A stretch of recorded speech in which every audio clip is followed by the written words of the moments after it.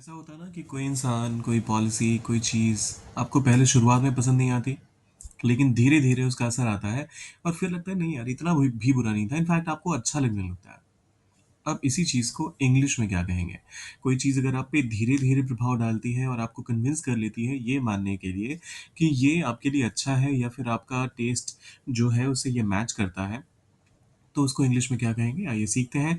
शुरू करने से पहले अगर आप चैनल पर नए हैं, तो सबसे पहला काम सब्सक्राइब और वीडियो को लाइक ज़रूर कर दीजिएगा, अगर कुछ भी नया सीखने को मिलता है तो।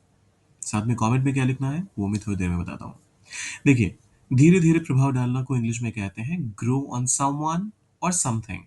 अब डिपेंड करता है कि किस चीज़ की बात हो रही है। तो जो भी चीज़ आप पर वो असर डाल रही है, प्रभाव डाल रही है, उसके लिए आप someone I mean grow on और फिर उस चीज़ का नाम लिखते हैं। फॉर एग्ज़ाम्पल शुरुआत में मुझे वो फ़िल्म पसंद नहीं आई, लेकिन फिर वो धीरे-धीरे अच्छी लगने लगी। तो देखिए, क्लियरली कहा जा रहा है इसमें, एग्ज़ाम्पल के तौर पे भी मैंने ऐसा स्टेटमेंट पिक किया है जहाँ पर कि आपको कोई कन्फ्यूज़न ना रहे। सो एट फर्स्ट शुरुआत में और क्योंकि ये एक एडवर्बियल फ्रेज़ है, तो इसके बाद एक कॉमा आना ज़रूरी है। सो एट फर्स्ट शुरुआत में मुझे वो फ़िल्म पसंद नहीं आई, I didn't like the movie.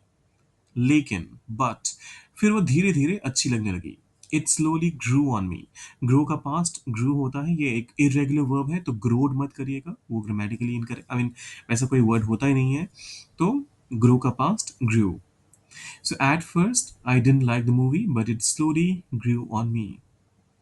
शुरुआत में एट फर्स्ट मुझे आई पसंद नहीं आई, डिडन्ट लाइक वो फ़िल्म, द मूवी, लेकिन बट वो इट धीरे-धीरे स्लोली अच्छी लगने लगी, ग्रू ऑन मी।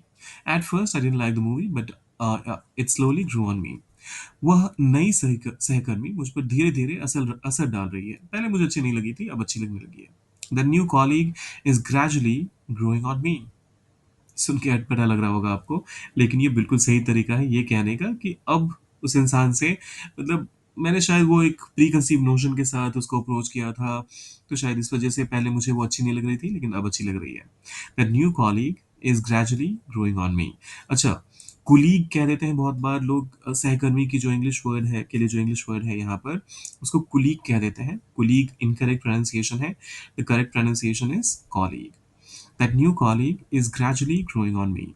ग्रेजुअली मतलब धीरे धीरे, और स्लोली का भी इस्तेमाल हो सकता है, लेकिन कोई ग्रेजुअल प्रोसेस अगर होता है, कोई एक काम अगर धीरे धीरे होता है, तो उस केस में ग्रेजुअल का भी इस्तेमाल ज़्यादा अप्रोप्रिएट और एडवांस्ड साउंड करता है, तो आप इसका भी इस्तेमाल कर सकते हैं ऐसे केसेस में। तीसरा एग्जाम्पल कहता है शुरू में मुझे शक था, लेकिन उसकी बातों ने असर किया। At first I was sceptical.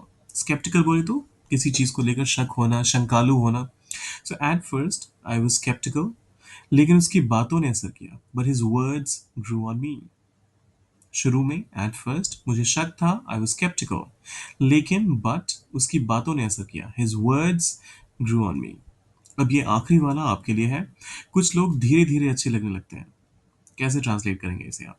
Grow on me का इस्तेमाल कीजिए, डालिए उसे कमेंट बॉक्स में, इसका पूरा ट्रांसलेशन जो भी होगा उसको डालिए कमेंट बॉक्स में, और जाने से पहले सब्सक्राइब, लाइक और शेयर करके जाइएगा। मिलते हैं जल्दी।